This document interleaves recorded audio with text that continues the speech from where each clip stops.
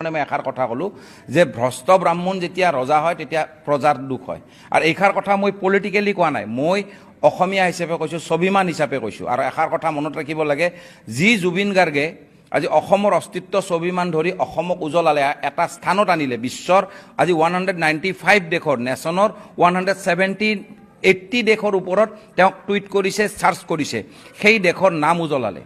আৰু যেতিয়া বেলেগ দেশে আজি প্ৰণাম কৰিব লগা হৈছে আৰু 40,000 গান গোৱা মানুহ এজন, আৰু য'ত 40টা ডিফাৰেণ্ট ভাষাত গান গাইছিলে, সেই জুবিন গাৰ্গৰ গান আজি বিশ্ব প্ৰসিদ্ধ। আজি পাকিস্তানক লৈ, অসমক লৈ আৰু যিমানবোৰ জাগা আছে সকলোতে জুবিন গাৰ্গৰ গান গাই আছে, তেওঁক শ্ৰদ্ধাঞ্জলি দি আছে। কিন্তু এষাৰ ভাষা থাকে, যি অসমক আজি Hemanta Biswa Sarma, the present CM of Assam, elected according to the 164 Act, elected and appointed by the governor, তেওঁ দায়বদ্ধ অসমৰ কাৰণে তেওঁক কৰ্ম কৰিব, কাৰণ তেওঁৰ কৰ্মটো তেওঁৰ সেইটো ন্যায়ত থাকে। আৰু তেওঁ হ'ল আমাৰ গৃহমন্ত্ৰী, হোম ডিপাৰ্টমেণ্ট তেওঁ চাই আছে। তো সেনেস্থলত সেই মন্ত্ৰীজন, যিজন চিফ মিনিষ্টাৰ হয়, তেওঁ অসমখন ধাৰুৱা কৰিছিলে। আজি অসমক ইমান ধাৰত আনিছে যে এটা সৰু বাচ্চা, পেটত থকা বাচ্চা এটাৰ 4,500 পৰা 5,000 টকা ধাৰ আছে। গতিকে সেনেস্থলত সেই ধাৰুৱা অসমখনক বিশ্ব প্ৰসিদ্ধ কৰা মানুহজনে হ'ল জুবিন গাৰ্গ।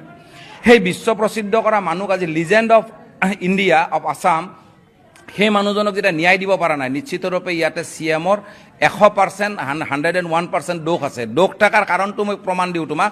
আজি যেতিয়া এই কালপ্ৰিটবোৰক, যিবোৰ দেশদ্ৰোহী, অসমদ্ৰোহী হয়, জাতীয়তাবাদ দ্ৰোহী হয়, আজি সিদ্ধাৰ্থ শৰ্মাই হওক আৰু তোমাৰ চামকানু মহন্ত আৰু লগত তেওঁৰ পালি পোহৰি যিকেইটা আছিলে, সেইকেইটাক যেতিয়া জেললৈকে প্ৰেৰণ কৰিছিলে, সেই জেলত আমাৰ অসমৰ ৰাইজ ওলাই আহি পেলাই তাতে শিল আৰু শিলগুটি আৰু চেণ্ডেলেৰে তেওঁলোকক প্ৰহাৰ কৰিছে বা গাড়ীত দলিয়াইছে। কাৰণটো, কাৰণ এইটো হ'ল হেমন্ত বিশ্ব শৰ্মা। তেওঁক আগতে মই এবাৰ এটা নিউজত কৈছিলোঁ বিবৃতিত, যে আপুনি অসমখন নেপাল হোৱাৰ পৰা বচাওক। যি অসমক চিৰযুগমীয়া স্থানত আনিলে এই জুবিন গাৰ্গে, সেই স্থানটো তেওঁ কিয় আনিব পৰা নাই? তেওঁ সেইটোক অশান্তি যেতিয়া নকৰে, আৰু তেওঁলোকে আজি এই যে আৰম্ভণি হ'ল, এই যে নেপালৰ আৰম্ভণি কৰিলে, ইয়াৰ দোষ কিন্তু হেমন্ত বিশ্ব শৰ্মা।